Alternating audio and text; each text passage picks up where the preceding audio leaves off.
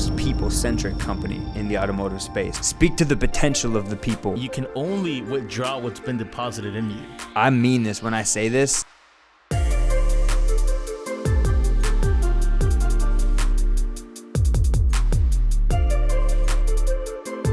Welcome to episode 3 of the BDC Blueprint Podcast. Hey, today I am excited once again. I think we have something very special for you guys today.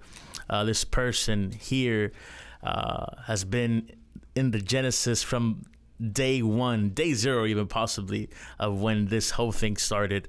And his story has got a massive trail, and I've known him for years. We go way back from church, doing many things together. And I want to just introduce you guys, the managing partner, VP of training, the guy with jack of all trades, Morgan Conway. Man, I'm so happy to be here. How's it going, What's it called? BDC Blueprint? The BDC Blueprint. I love that, man. That's a great name. Brother, we've known each other for years. Yeah. Obviously, I've joined the team not so long ago, but you've been with Jason, I think, since way back. First of all, you're Canadian. Yeah, I'm Canadian, eh? Then we got a Mexican. I don't know where this is gonna go, but we're gonna have a good time today. I disowned Canada though. I'm United States for life. Hey, well, you did move from Canada to Miami, right? How long? I mean, tell me a little bit about that, because a lot of people see. Yeah.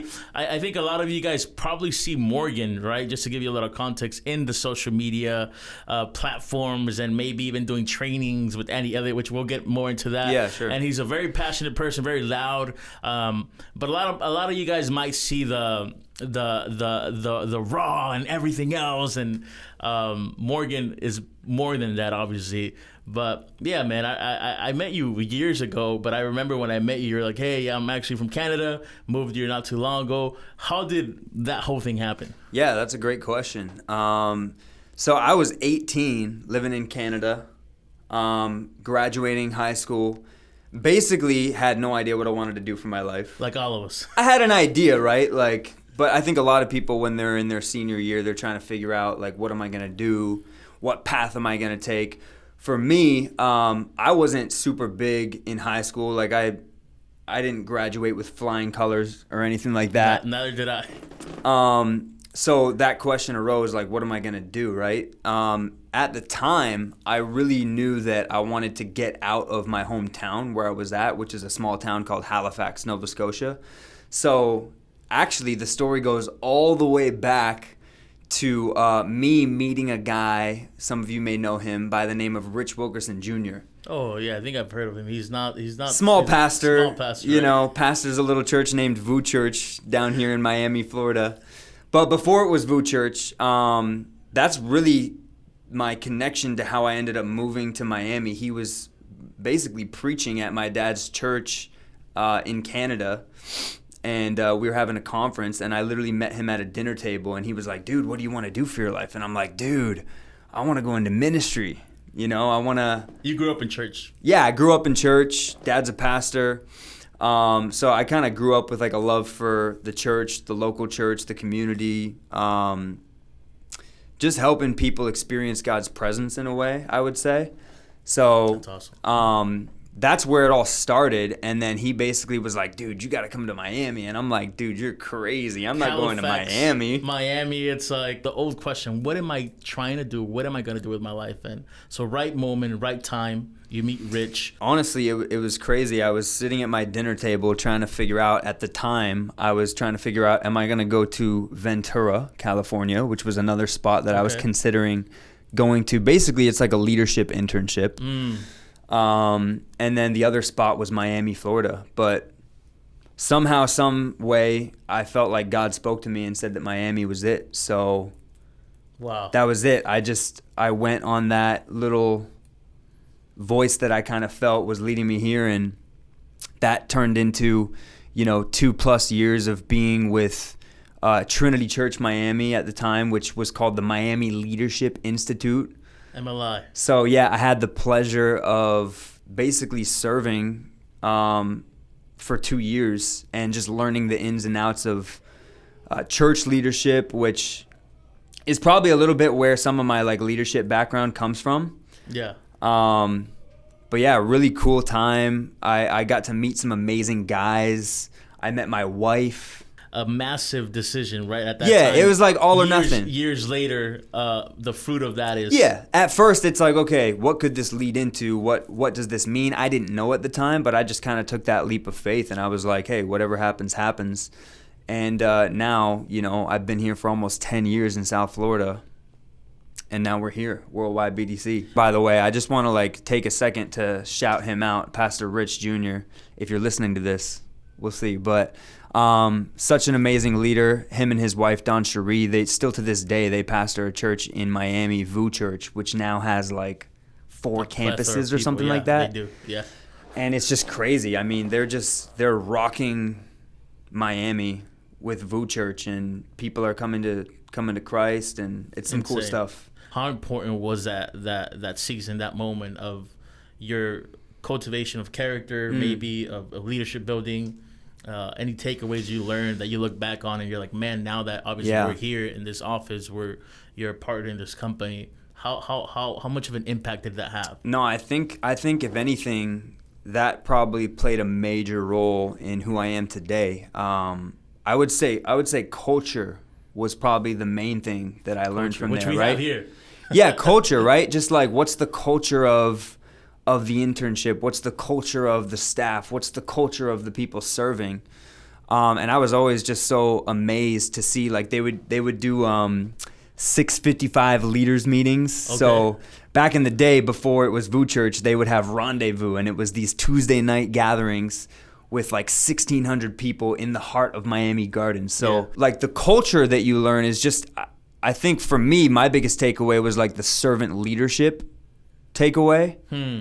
Like Jesus, right? When he was serving, he understood that the best way to serve or the best way to lead is actually to serve 1,000%. First. So I feel that just kind of got ingrained in me, not only from my experience being under people's leadership, but also then getting catapulted into leadership. It's hey, who do I want to be? What type of leader do I want to be? I think it's that idea of humility a little bit. Wow. And just kind of having the ability to see people where they're at instead of just trying to jump through and finish a task. You know what I mean? If you're too big to serve, you're too small to lead, right? That's the one-liner right there. And that's what got ingrained in you. And years later, right, we find ourselves here. And we always mention our culture. You guys probably see our social media as well. We're loud and we're not faking it. It's just who we are. Which I don't know if we have mentioned our values on the podcast before, but our mission as a BDC company, and I think me and Jason, we always say this, hey, we may not become the most profitable company in the automotive industry or the biggest BDC company, but one thing we do want to be known for is we want to be the most people-centric company in the automotive space. Wow. So for us, that means, hey, people are at the center of everything that we do. So it's we may have a really good exchange product, we may have a really good training system and all that, but at the end of the day, I think it's one of those things where you're not always given the perfect people. And this is something that I learned from Rich Jr. a lot, was you're not always given the perfect people to get the job done, but he gives you people, right? And you have to make the best with what you have, right? That's good. So I think it's that thought of just trying to see the best in the people that you have. Speak to the potential of the people that are around you, choose a person, speak to their potential, spend time with them, invest into them. Yeah. And I think a lot of the fruit that we have today, 4 years in, which we are actually celebrating today as we record this 4 podcast. Years. We're recording 4 years, and we're looking back right at photos. We're laughing, reminiscing. These guys were there. Like I said, Morgan has been there since day zero, and we'll get a little bit more into that as well. But 4 years in, man, and from you coming from Canada to Miami, then going through the process of leadership and having people that actually made room for you as well. Yeah. There because again, you have this ingrained in you, and I see it, right, as you're training people here. You're also doing the best you can to educate them and add value for them to do their job well. But there's also this posture of, hey, we're here to serve you guys, right? After you graduate, MLI, which was an institute you were in? After the whole MLI season, that's kind of when I met Jason. So I met Jason at church. Yeah, how did you guys meet? Youth group. I never really asked you guys how you because you guys are business partners now. They're business partners. Yeah, so Jason and I met through our now pastor Bennett Johnson of Oceanside Church. Shout out. But we were doing youth ministry at a Spanish church. So same idea, right? Like, it's like, this is the next generation of leaders, and we're just like pouring into them. You know what I mean? Like, trying to point them towards God's best for their life. It's a good domino effect, right? It's so funny now. We have like some of the younger people that were in our youth ministry 10 years ago. They're like, they work with us now. That's awesome, man. So it's just cool to see how it works full circle. But so that's where I met Jason, right? Was at youth ministry of a Spanish church. So it's like a Spanish church. We have an English youth ministry. And by the way, guys, they're the only ones that I think are not Hispanic. Jason and you, right? Yeah. You're probably one of the only few that were not. At the time, I'm like leading worship in Spanish. You know, I barely speak Spanish, you know. But you were doing whatever you had to do. You're doing whatever we did whatever we had to do to make it happen. And so me and Jason, we met in church. And I think there was a season where I was just kind of looking for that next step of like development. Yeah. I'm like, dude, I'm married. Like, I'm working this job. It's cool and all. But, hey, I see you in sales. How's that? You know, at the time, he was working for an e-commerce platform. Okay. He was selling web design. Wow. So we were a competitor of Shopify at the time. So I just asked him, I was like, yo, you're in sales? Like, talk to me a little bit. Like, how is that? Like, do you think I could do that? He's like, bro, you could totally do that. I'm like, okay, word, like, get me in. So that's kind of where mine and Jason's relationship started, was at a little company called 3D Cart. And he was selling web design. I was selling hosting platforms. Wow. At the time, just trying to get people on the... So they would do a demo, right? Like a 7-day trial. And then I would call them up, hey, this is Morgan at 3D Cart, you know? And I'm just basically coaching the person through launching their business and trying to make sure they select the right platform for whatever features they need. So at the time, me and Jason were just like number one in the company. He's selling the most web design. I'm selling the most hosting. And we're just like dominating the space. And so that's sort of what led to the BDC. We kind of developed a big passion for sales and a big passion for leadership.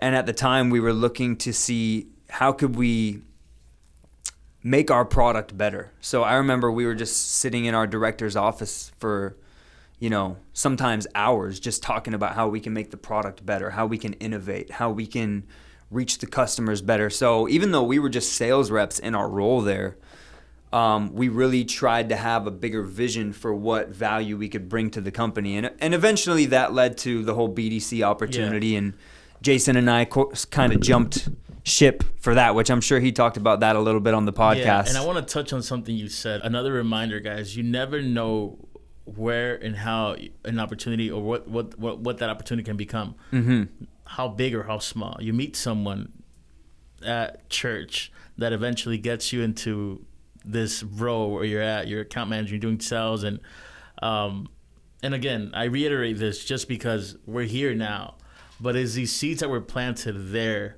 that then lead you to, a lot of you guys see the emotional, high energy guy, but there's seeds that have been planted, and you can only withdraw what's been deposited in you. Mm-hmm. And I'll repeat that again. You can only withdraw that which has been deposited in you, and all those things, right? That's like good. You saying, hey, we had a more vision for what we were doing, but it's not that sometimes, again, not every day you're going to love what you do, but you get to do it, right? At the end of the day, it's work. But yeah, it's true. But you and Jason, I think at that moment, little did you guys know that years later, like, we're celebrating 4 years now with Worldwide BDC, you would be leading one of the largest BDC companies in North America.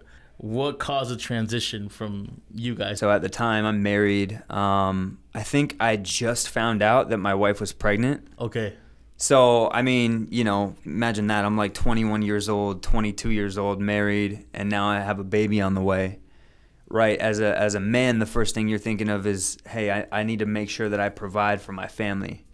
So I think there is a little bit of that drive which I feel like is sort of like a God-given drive that he's given all of us, you know what I mean? Especially as men, like to be the providers of our household, to lean into that, to provide that blanket of security for your spouse, for your family, and just really like do what you're doing to the best of your ability as if you were doing it unto God. Like that's how I see it. It's like, man, I don't want to be at work all day, spending 10 hours of my day, 9 hours of my day, sometimes 12 hours of my day sometimes. Working on all this, and then in the end it's for nothing, right? So for me, I think it was a lot of drive of just like, hey, we got to get to the next level, whatever that looks like. So maybe it's like a monetary goal, maybe it's that next phase of life that you're going through. We just set a goal and we were like, hey, we want to jump to another opportunity where there's a higher ceiling, essentially. And so that's when Jason, through one of his friends, was basically getting invited to start this BDC company, which for any of you who don't know this is pretty much our second time really scaling a BDC company, because we did it twice. The first time we did it was with Central BDC, which is now Better Car People, right? And so it started with us in an apartment, dialing. Rugged. A one-bedroom apartment, two-bedroom apartment. I'm at like the kitchen counter. I got a laptop out. It's like we're getting paid cash. You know what I mean? There's like 5 of us in an apartment, and we're just trying to make it happen. We have 2 sales accounts at the time. I think it was like Keffer Hyundai and North Miami Hyundai or West Palm Beach Hyundai. That was the one that Jason was working. So Jason was working the service to sales account. I jump in, I start doing lease upgrades first day ever on the phones. And that was your first time in the automotive industry, right? Yeah, well, so I actually got started a little earlier because I jumped over to a little place called Napleton's, West Palm Beach. So I used to work there as well. I was a photographer there back in the day. Yeah, Napleton's Acura. So they had a centralized BDC there at the time. So that's where I first got my foot in the door. That's where I met Ben. That's where I met Mark. That's where I met Justin. All these just like larger than life guys that played such a big impact and such a big role in kind of shaping where I'm at now from like an automotive industry standpoint. So just imagine like being trapped in a kitchen with them for 2 months and you're dialing Monday through. So Napleton first, right? And then that was a short season because we were all waiting to do the. Cause we knew we were all in on it. We were like, we're gonna start a BDC company, so just learn as much as you can. So I'm at Napleton, and I'm just like, let me get as much experience as I can in here. My first pitch ever was employee pricing. So first pitch on the phone was, hey, great news for you. My general manager just activated employee pricing. What that means for you is you pay what we pay here at the dealership. Hey, it's an event we've got it going on for the next 3 days. When are you more available to come by, later today or is tomorrow better for you? So true story, my first appointment I ever set on the phone, customer's like, dude, I just bought a vehicle.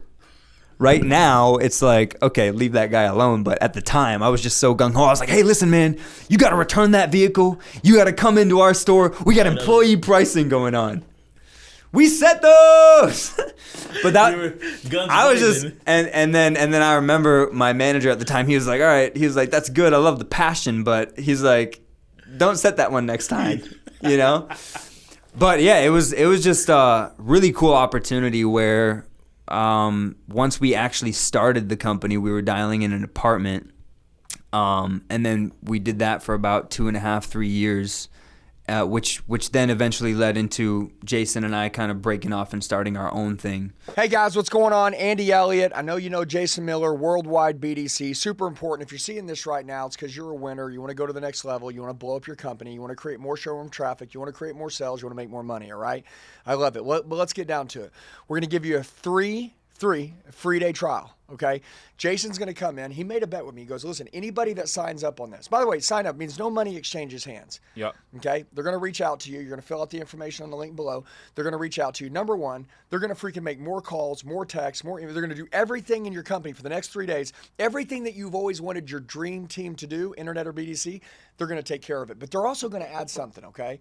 They're literally going to sell 5 cars out of your service drive. Come on. For free. So if I'm on here telling you that you need to do business with him, I told him, no charging anybody. I want you to earn the right to 3 days, give them all you got, earn the right to earn their business. And guess what? You can't ask for more than that. It's free. So you have nothing to lose and everything to gain. And what you see is integrity, his pride, the way he takes care of his family, the way that he loves his team, but the way that he guarantees to get results and do it ethically. You're going to be blown away. So, guys, click on the link below. Jason, we appreciate you. Appreciate it. Let's change some lives. We got you guys. We'll be in touch soon. Make sure you fill out your information, email, phone number, full name. We'll reach out to you. Let's kill it. I see this trail from yourself. Well, one is a brotherhood of having someone alongside of you, like Jason, right? That you're like, hey, if you're going to do anything in life, it's less about what you do and more about who you do it with, right? And it's like you have Jason right there like, hey, should we do this? Hey, let's go. I mean, picture us just showing up. Central, we started in an apartment. Worldwide, we started in a mortgage office. And so it's like we got nothing, nothing to our name, but it's like we're out buying suits, $200 suits from Zara, just to get ready for it. Yeah. So it's that thought of like, hey, dress for the position that you want, not the position that you have. Wow.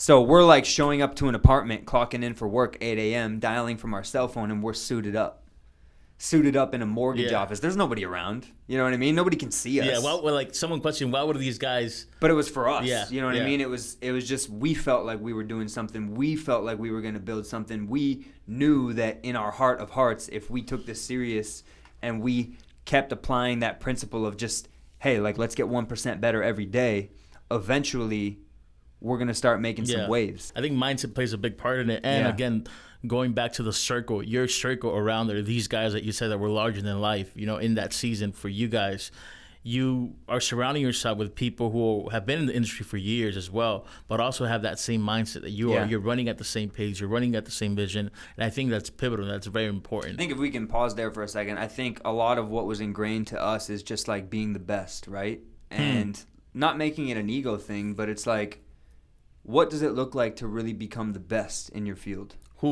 That's a good question. When you're there and you're locked in and you're dialing, what does it look like to really become the best? I feel like Ben really, really believed in us to the point where he's like, you guys are the best. So he just like pushed that into us. And I think it was from that kind of like, some call it like tough leadership. But for him, he was so hungry to win, so determined to make it happen that we just bought in. We were like, yo, let's do this. It's like, I believe you. Do you believe in yourself? Yeah. And it's like, and I think that was the question is like, man, this guy sees so much in me.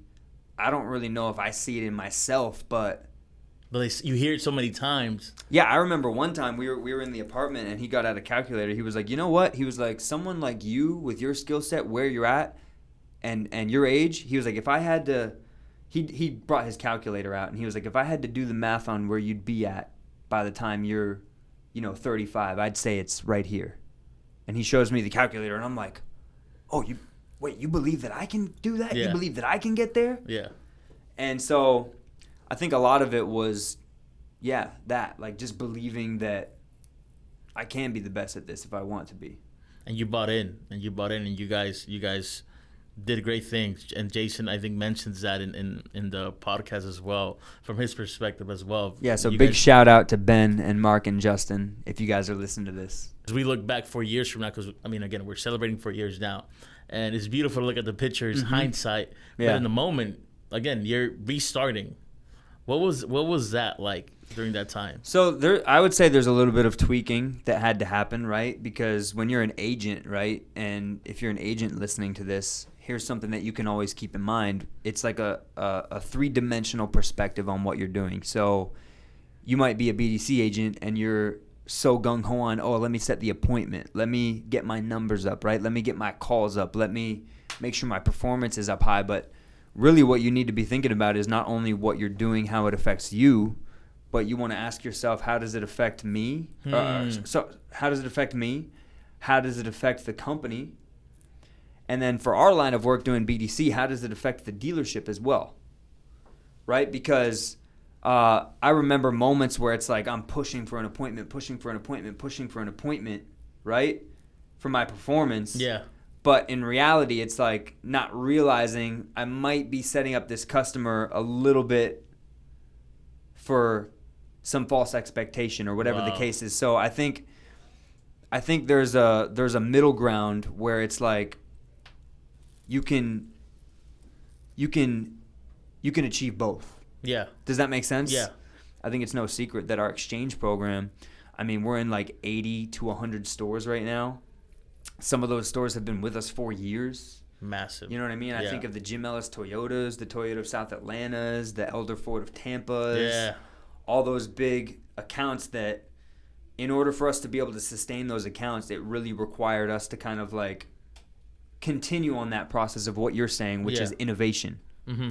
So like speaking to what you were just saying, yeah, we had to continue that innovation when we started. What were some of the challenges when it came to starting Worldwide BDC? I know for Jason, he mentioned a few things on his end, but you as a partner and also side by side, you know, your band of brothers, you know, and trying to figure this out as you look back for years now.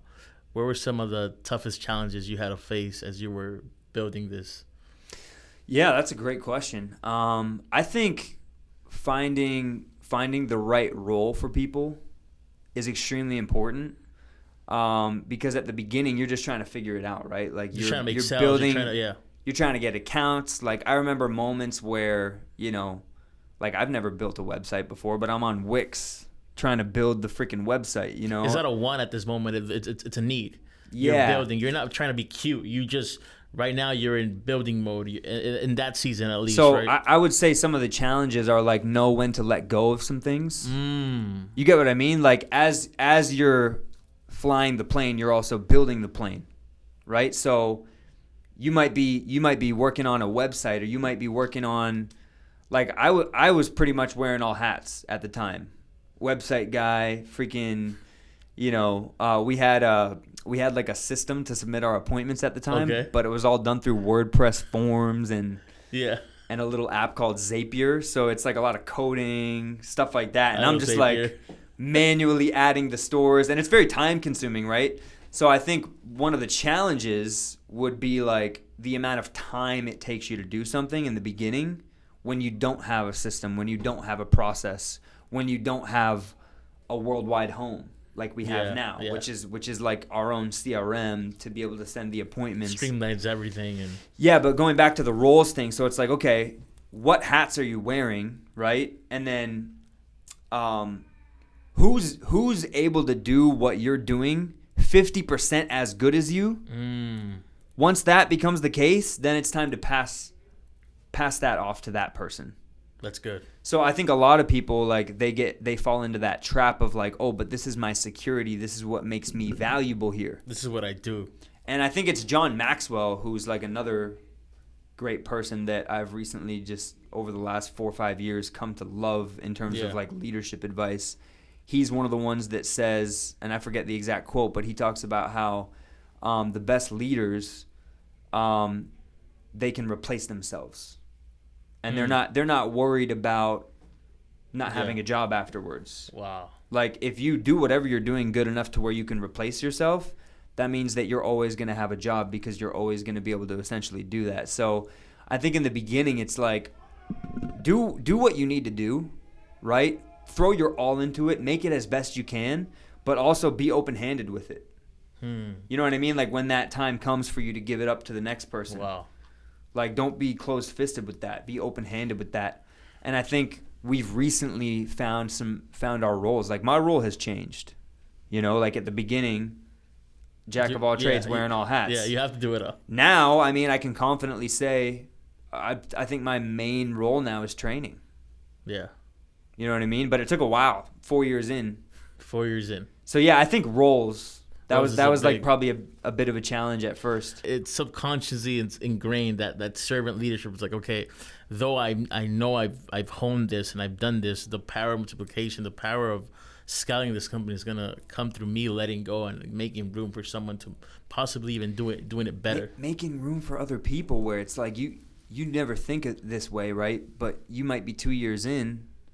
And you're thinking like, no, this is my process. This is my baby. I need to be the one that does this. But you don't even realize that 4 years from now, that process could literally be putting food on the table for multiple different people. Just because you were willing to be open-handed with it. That is one of our values too, which is like people are our heart. Generosity is our privilege. So I think that's like a big principle in life too, is like living life open-handed, understanding that like, okay, the opportunity that I have, I'm not entitled to this opportunity. God gave me this opportunity. You know, I woke up this morning with breath in my lungs. That's breath that God gave me. I'm here another day. Like, I think it's that perspective that sometimes like can help you have more consistency in what you're doing. Real quick, guys, we got a little trivia game right now with my boy Morgan right here. We tested Matt. I remember if you guys saw. We're gonna see what Morgan's got. Let's see who's got the upper hand on this one. Trivia. Here we go, baby. Real quick, first question, Morgan. Are you ready for this? I'm ready, man. Okay, I might do something light right now. What is a purpose for all the listeners out there? What is a purpose of a BDC in automotive sales? Oh, dude, that's so easy. What? Are you serious? Yeah. The purpose of a BDC, I would sum it up in 2 words. Number 1, make contact. Okay, so customer puts a lead in. It's the BDC's job to make contact, however that looks. So call, text, email.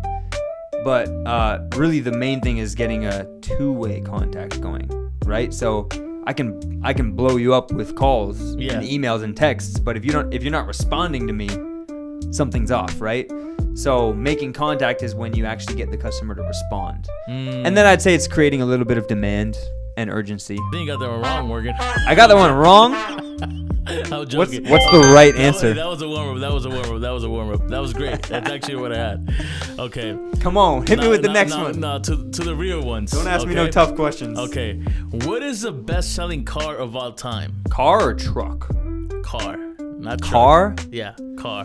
What is the best-selling car? Yeah. Can you give me a hint? Like, are we talking like U.S. or is it like somewhere in China? Like, hey man. Because I feel like China's a cheat code. Like. Yeah, but if I give you that, it's kind of like, I'll say it's between both. Man, I would say either a Civic or a Corolla. Which one? You gotta pick. You gonna make me pick? It's warm. I'm gonna go Corolla. Got it, baby. I got it. Let's go. Toyota Corolla. He got it. Come on. Hey, he got it. Come on. Okay. We're cooking. What country consumes the most gas every year? That's got to be China, bro. No?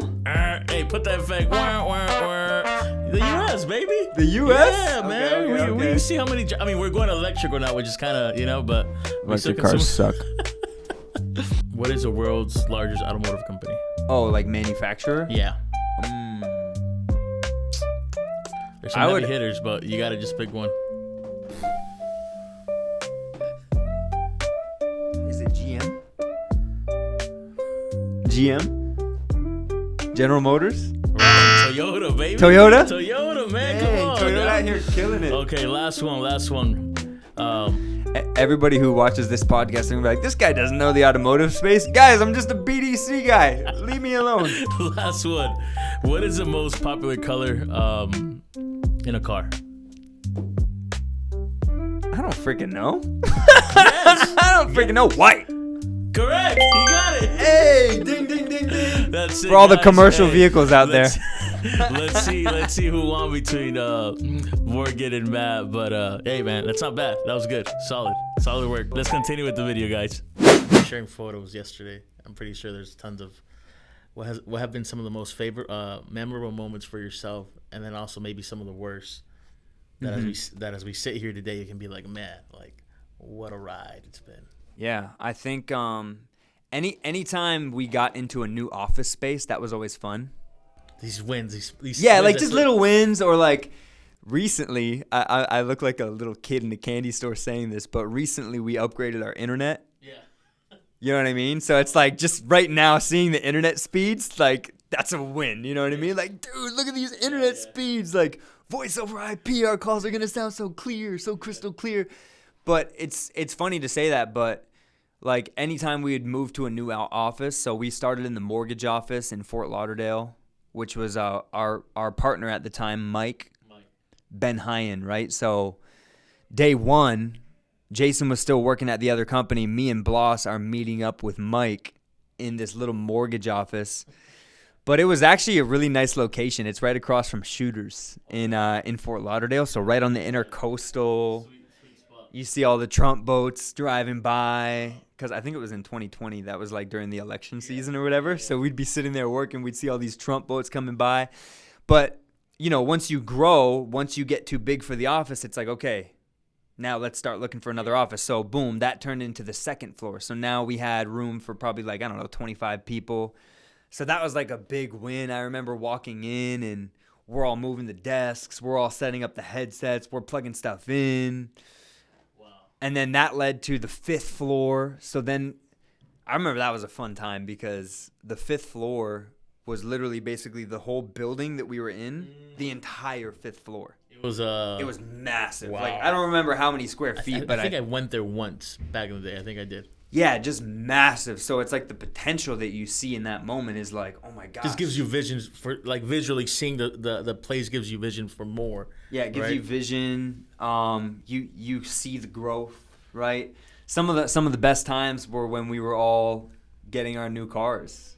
Wow. You know what I mean? Like the good old M2C, I remember that. I'm going from like a Toyota Corolla finally being able to afford my dream car, which was a BMW M2 at that time. Yeah.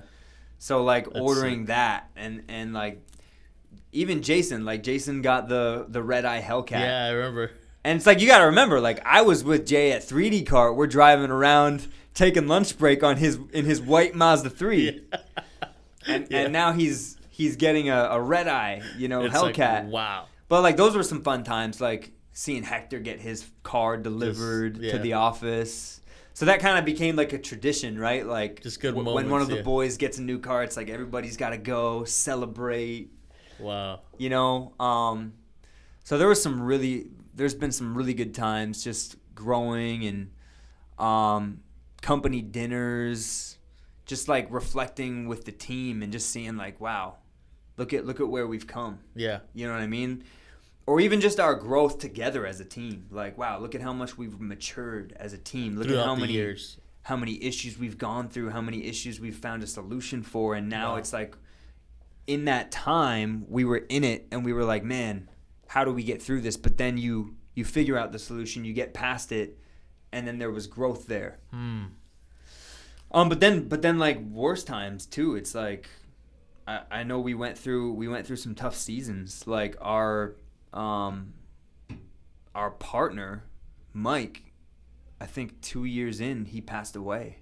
Wow. Just tragically. Like, wow. So one of the guys that we literally started the company with, I worked with him every day for 2 years straight. Wow. We would visit dealerships together, do trainings. And then one day he just didn't show up to work, and we're just like, "Yo, where's Mike?" As you guys are Mike? building like, this thing, yeah. Yo, it's noon. Has anybody heard from Mike? Has anyone heard from Mike? And that was a really tough season. Mike was such a big part of our growth, and he added like a layer of wisdom, I think, because he had been in business. Just seasoned. Before, and he was seasoned, like he was in his 40s. Yeah. So he added that layer of like confidence. Like if he's here, we're good. Yeah, if he's here, we're good. Especially when you're starting a new venture, you have someone like that on the team where you're like, hey, we're at it, but this person. And then even for him, like not even being in the automotive industry before and him seeing what we do, like he was just like, wow, like I've never seen anything like this. I've never seen, young guys like you just be able to jump on the phone and talk like you guys talk to the customer and get them excited, get them to want to come into the store. And he's like, wow, like this is amazing. Like you guys. So he kind of like, he spoke a lot of life into us, I think. So when that happened, it was tragic. I mean, he just, I guess it was like cardiovascular related, and he just didn't wake up one day. Yeah. Wow. And I remember that moment where Jay called me and was like, yo, he's gone. And I was like, what? He's gone? So I think that was a tough season, I think, for me as well, because Mike and I, we always had something in common where, for those of you who don't know me personally, I also went through that with my older brother years ago. I think it's about 6 years now. Wow.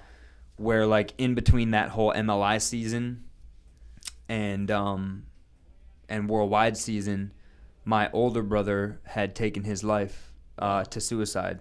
Wow. And that's an area that Mike and I connected on a lot, because the same thing happened with him. So it was like, dang, like, this guy that was such a big encouragement to my life, somebody who went through the same thing that I had. It was like this brotherhood. Yeah. And then out of nowhere, he's just not there anymore. Yeah. So that was a tough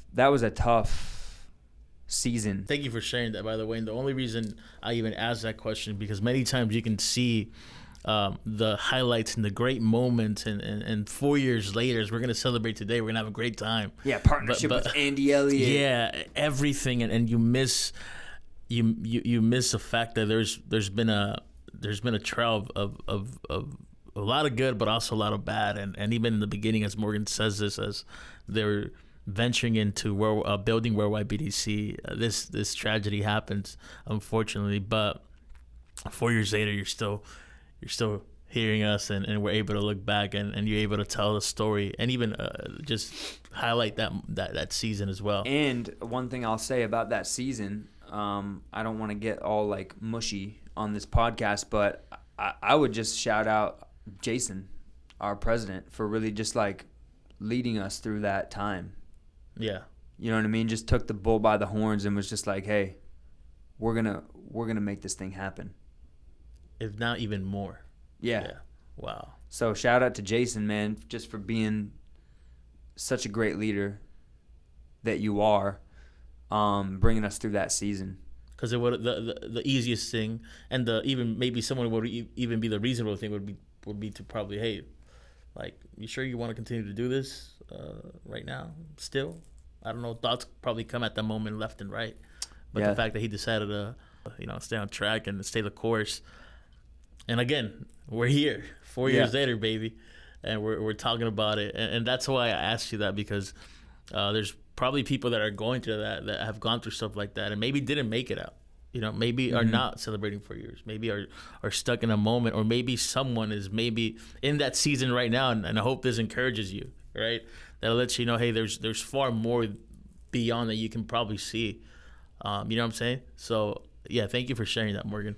Yeah, I mean, I can just take a second and speak to people that maybe are watching this podcast. Like, maybe you're seeing the highlights. You're seeing, like Zeke is saying, all the Instagram moments. But it's like, companies aren't built on Instagram moments. You know what I mean? Companies aren't built on the highs. Like, really what happens is we go through high seasons and we go through low seasons. And I think a lot of the times it's like that refining process that happens when the pressure is on, when the furnace gets turned up and the heat starts cranking up. That's where a lot of the refining happens. So it's like, if you are listening to this and you are in that low season, I'm not going to be the one to say, like, lean into the low season in the sense that, like, I get it that you're going to have to stay there a little bit, and it sucks and it's tough, but take heart. There's another side to it. The pain that you're going through right now is going to produce. I go back to what Paul says, right, in Scripture, which I'm not going to apologize. I always go back to Scripture.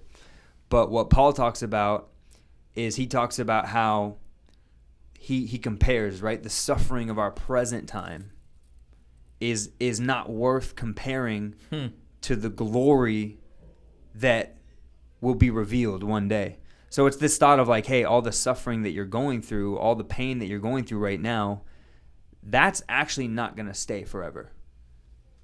Like 2 years from now, you may, you're going to have your moments where, you remember, your brother or your partner, whoever it was that passed away in your life, you're going to have those moments of grief. You're going to have those moments where your heart feels sick. You know what I mean?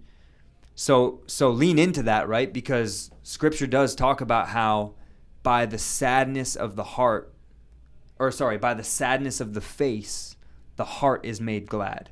Mm-hmm. So, hey, 2 years from now, those sufferings, those trials, those things that you're going through, they're not really going to stay anymore. But what does stay is what it produced inside of you. So it probably produced endurance. It probably produced the ability to persevere through those moments. And it's like, I just want to go back to something you said, because I think people always see me as this extremely passionate person, right? Which, like, passion is just who I am. But I would say that passion really was birthed out of this just awe and wonder for life. Because when my brother passed away, I was like, you know what? Like, I'm living for two people now. You know what I mean? Like, when you go through that season of, like, seeing somebody that you've known your whole life and see their casket go into the ground, it's sort of like a shock. You're like, oh man, death is real. Like, wow. So what it does is it gives you a greater gratefulness for life, a greater awe and a wonder for each day that you have. Thank you for sharing that, by the way. Yeah. Thank you for going in depth in that. What's one thing that you wish you knew when you were younger that maybe as you look back now, you're like, man, I could have done this better back then or handled this? I don't know. It could be something small, something practical. That's a great question. I think this might sound simple, but it kind of goes back to who we are as a company. We believe that obviously in order to have people at the center of everything that we do, that means that we want people to be as healthy as they can be. But that opens up another conversation. What does that mean? What does being healthy look like? So we believe it's 4 things. Number 1, body, which is like your physical health. Your temple. Right? Which I'm getting there, guys. You guys don't see it right now, but I'm on it. Your mind, right? Which is like your knowledge. So that's good. What books you're reading, how are you challenging your toolbox? What tools are you adding to your arsenal from a knowledge and a training standpoint, right? So body, mind, soul, which is, we say is like your heart, kind of. So like the condition of your heart, the condition of your relationships, right? Like unforgiveness, stuff like that gets harbored in your heart. That can stem something else just outwardly on how you see life, your perspective, a lot of things. Yeah. And then lastly would be spirit, which is, again, unapologetically, we believe in God. We believe in the God of heaven and earth, right? And we believe that in order for you to be the healthiest version of yourself, you want to sort of have all 4 of those areas in tune. So for me, the younger version of me was just really lacking in the body side of it. Just like not really caring about what foods I'm putting in my body. You know, you're in your 20s, you're indestructible, you're eating 4 for $4 is the biggie bag. Big Mac, large fry. Come on, man. Shout out McDonald's. Extra grease on the fries, please. The lady's looking at me at the drive-thru like, what are you doing? Like, but it's like growing up, it's like I didn't have a good relationship with food. You know what I mean? Like my diet consisted of freaking cereal. And what you don't know, right? Like what you haven't been, I think, maybe it's taught or maybe what you didn't put value into, you're saying you just didn't, you know? Which I would say also is related to kind of like caffeine. So like I would just talk to the people that are in their 20s right now. Like if you're drinking Monster every single day, if you're drinking Celsius every single day, like just slow down now. Wow. You know what I mean? So for me, it was a bit of body. Like I was weighing 205 pounds, which was like, I think on my 28th birthday, I was weighing in at 205. And I was just like, man, something's got to change. Like now. Yeah, like I've gotta make a lifestyle change. A lot of brain fog, a lot of stress, a lot of just running a call center. It is high stress. You know what I mean? It's all performance. You gotta perform for the dealership month in, month out. So a lot of the times, I think for me, I probably went to eating as one of my ways to kind of cope. So I just made a big lifestyle change, and I think if I could have told myself anything, it would be that, like, hey, get your eating in order. Like, don't just do a diet to do a diet. Like, don't just jump on keto to do keto to lose weight. Like, actually understand, like, what foods are you putting into your body? Like, what are those ingredients? Yeah. Like, what does that mean? What are those vitamins that you're getting? What are the vitamins that you're missing? What are the nutrients that you're missing? Stuff like just putting a little salt in your water to, like, hydrate better. So that took a year, I think, of just, like, exposing myself to that, again, mind. So learning the knowledge portion of it. Sometimes it's hard to apply something if you don't first expose yourself to it. So, yeah, I think if I was talking to my younger self, I'd be like, hey, man, like, your ceiling's going to be way higher if you can get your fitness locked in and get your... So that looks a little different now, you know? It's not like I'm a gym rat now, but... No, but it's made a big shift. Yeah. And like you're speaking it, I mean...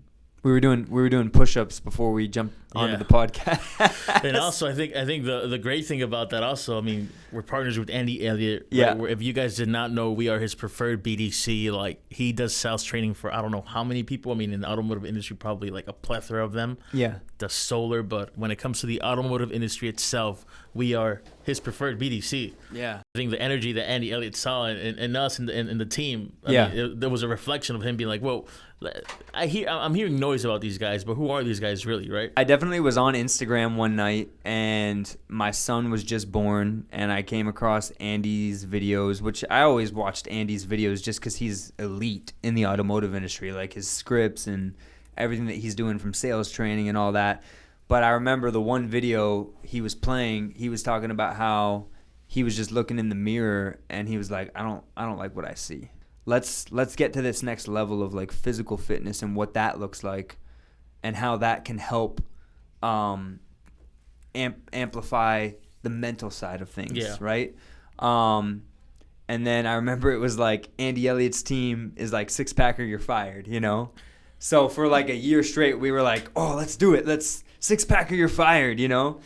And so we're doing team workouts, and even now we have like a gym membership for everybody who starts on as a new employee. So it's just good stuff, man. Overall, good stuff. But I think that's one of the things that Andy liked and appreciated about our team was just that raw energy that we brought to the table on the phones. Yeah. But not just that on the phones, but showing up for the events and just coming 8-9 of us showing up to the events ready to go, screaming at the top of our lungs, just showing him like, hey, man, we're different. Like, this ain't your average BDC. Yeah, we're not here to play. Yeah, we're not here to play. We're here to win. We're here to win. You know what I'm saying? That's awesome, brother. One last takeaway you would, man, maybe there's some salespeople on the other side or someone out there maybe running their business or whatever it is. Takeaway for salespeople, takeaway for BDC agents. Definitely, I would say train every day. I know that sounds like cliche, but the reason I say that is recently Jay and I were invited to Andy's compound to film the training, right? Yeah. And so you would think, okay, 4 years in, 5 years in, 6 years in, we know everything we need to know to make this happen. But I mean this when I say this, 4 years into the company, 8 years into the automotive industry, still daily, I am trying to absorb more. And I think in order for you to have that mentality, you also have to have that perspective of humility. Like, hey, I'm actually not the best at what I do. So don't get me wrong. Be the best. Strive to be the best. Strive to work to be the best on the floor. But also, don't allow that to blind you from the learning opportunities that are around you. Wow. Does that make sense? Because I think sometimes it's like, oh, I'm the best. But then it becomes more of an ego thing. And then that actually, you go through a 2-week period where you don't want to learn something. And then somebody else who comes in for a 2-week period just goes ham for 2 weeks. And then out of nowhere, you're like, yo, where did this person come from? He's just hungry. Yeah, so I think it's like sharpen those tools every day. Learn new word tracks. Something Andy talks about is like surround yourself with new people. You know what I mean? If you've been listening to the same person for a year straight, maybe it's time to start hearing a new voice, seeing how other people go about doing it. So I think it's that idea of consistency will take you places that motivation can't. So like the motivation is like that when you're feeling it, you know, it's Wednesday morning, the sun is shining. Life is great. The whole call center's packed, music's playing, we're screaming, we set those, everything's good. What are you doing when you're not feeling it? And I know that sounds cliche, but it's like back to that whole idea of Kobe Bryant. So Kobe Bryant, one of the things that made him so different was like in high school, he was able to dust everybody, but what did he do? He was like, no, you know what? I'm going to take this season in high school and I'm going to work on my left hand because my left hand is the area of my game that still has to be refined. So he's forcing himself to play with his left hand all through high school so that by the time he gets to, you know, the NBA, now his game is well-rounded. So for me, it's like, hey, BDC agent that's out there, salesperson that's out there, right now, what are the areas in your script, in your objections? What are the areas in your technique that has to be honed? So my advice is, you know, start listening to yourself on calls. And for most of you, that's going to be cringy, right? Because you're going to hear yourself on the call. You're going to be like, oh, I didn't know my voice sounded like that. We don't all sound like Javian on the phone. Hello, this is Jordan. You know, we're not all blessed with that God-given ability to just sound super authoritative on the phone. So that's something that you have to craft. That's something that, you know, what does it mean to sound like you actually want to help the customer? What does it mean to sound like you have a desire to assist them? Like, I think a lot of that comes from conviction, but I think how you get conviction is you have to become familiar with it so that you can sound certain. So how do you become more familiar with it? I always say you got to memorize it. You got to memorize your script. You got to memorize the objections that you're going to say, because the more familiar you are with your script, the more certain you can sound. The more certain you sound, the more believable you're going to be to the customer. The more believable you sound, the easier it is for you to talk with conviction. So it's like, hey, I know that this has value. I know what it has to offer you. So the customer is going to believe you. And the delivery at that point is spot on. Yeah, so I know that's a lot, but I'd say it's like just hone those techniques every day. Don't stop the growth. Don't get comfortable. And like today, you know what I mean? Like we're 4 years in. Hey, we're not done. As soon as this podcast is over, I'm going to go listen to some calls. And we're back at it. Back at it, baby. Morgan, it's been awesome, man. Pleasure being here, man. Today we celebrate, and we also just, I guess, go back memory lane and talk about the good and the bad, the ugly. More good than bad. Yeah. Way more good than bad. Without a doubt. Where can people find you? Are you on social media? Are you a big platform guy? Honestly, I'm not a big social media guy. For some reason, that's just not my thing. But I do have social media. I'm on Instagram. You guys can find me on there. Morgan. LinkedIn as well, right? Morgan Conway 3.0. And then, yeah, I'd say Instagram is the main one. You're gonna see me on there posting the annual Thanksgiving pics and annual Christmas pics and all that stuff. Yeah, and LinkedIn as well. A little bit of stuff. We got to talk about that, Zeke. You got to help me with my social media. You know, let's do it. We'll make it work. It's been a pleasure, guys. Thank you guys for tuning in to episode 3 of the BDC Blueprint Podcast. Thank you, Morgan, once again. And we'll catch you guys on the next one. Let's Take go. care.